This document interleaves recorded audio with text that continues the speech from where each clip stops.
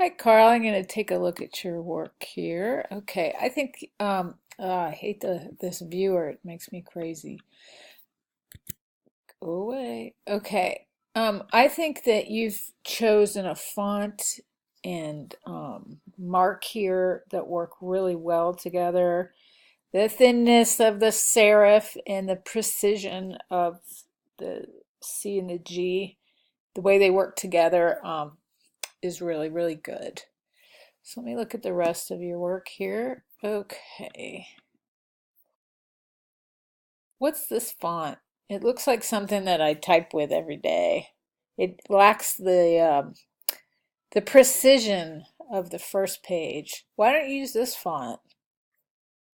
This just looks kind of ordinary, like an afterthought, as well as center justified. In graphic design, they say that you should only use center justified type with gravestones and wedding invitations. I've heard that a million times. But I mean, yeah, I think it works in underneath a logo, but as far as the content, I really reconsider this information. So if it's a business card, you would have a phone number, you would have a website. I like how you kept that simple. If you do have carltgoss.com, don't you have Carl at carltgoss.com? Try to simplify your email address. It just looks more professional and it'll go with your elegant approach. All right, so this is switched to a sans serif. You want to be consistent with whatever accompanying font you're going to use. So you've got the serif here and then a sans serif. I do find that sans serif has a more contemporary look. However, I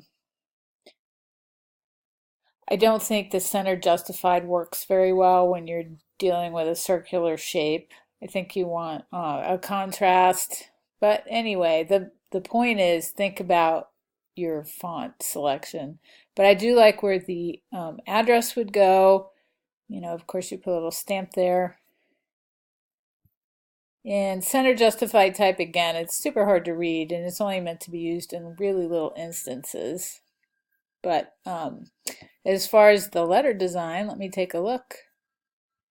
Does it stop there or is it my viewer? It is my dumb viewer, so sorry about that. I love what you've done. I like how you've blown it up. I don't think the afterthought of this, the way you've laid out your return address works very well.